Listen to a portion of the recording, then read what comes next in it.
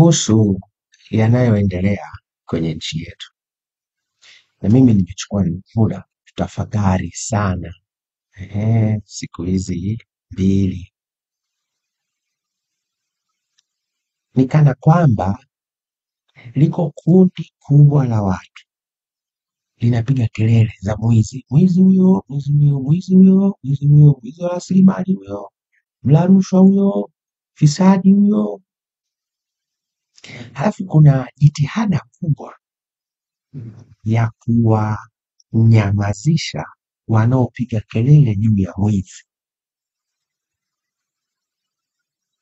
na jitihada kubwa ya kuwanyamazisha wanaopiga kelele juu ya mwizi. Lakini ni kama vile hakuna mtu anayehangaika na mwizi. Mwizi anaendelea na maisha yake. Mimi niulize swali, vijana wanajua jibu lake, lakini niulize wazee, labda niulize viongozi wa serikali, viongozi wa dini, kipi rahisi, kuwanyamazisha watu wanaopiga kelele za mwizi au kudhibiti wezi? Kipi ni rahisi? Nafikiri jibu mnalo, na umeshajua na upande gani wewe upo. Basi nikutie moyo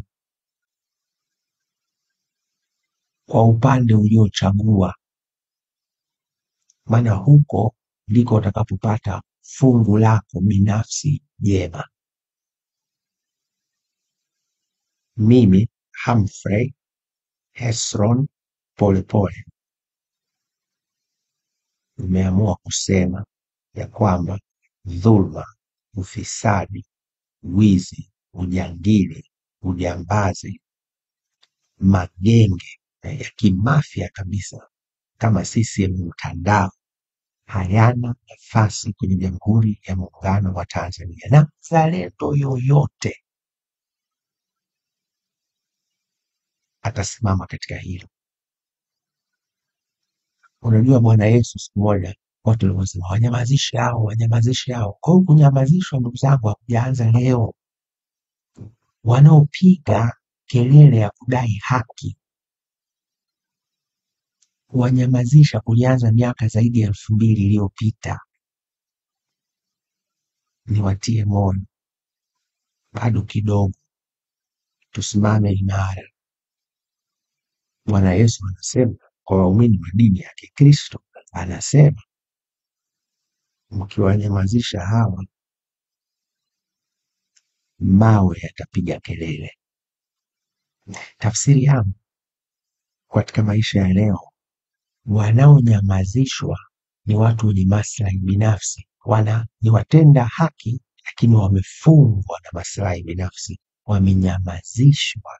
Hawawezi kukemea rushwa, hawawezi kukemea ufisadi, wamenyamazishwa na maslahi binafsi.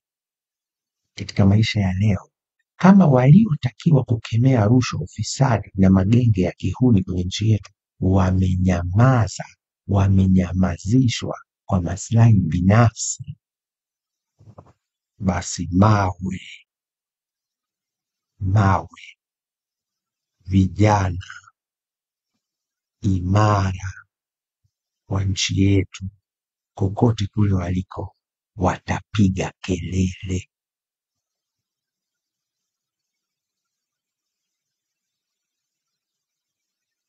Hakuna uchaguzi bila ya kufanya mwafaka wa kitaifa, kulileta taifa pamoja.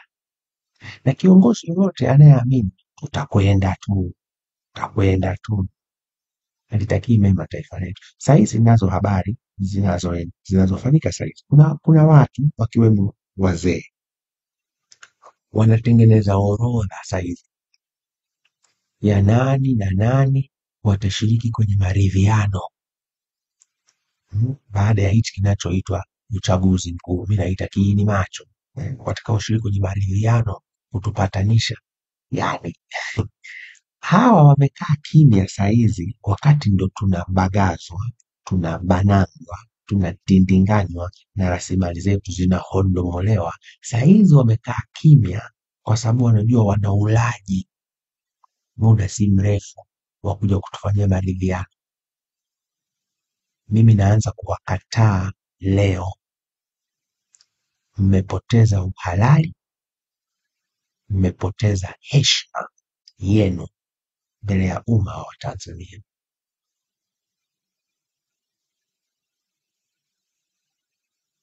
Ndugu zangu, ninaandaa nondo za kutosha.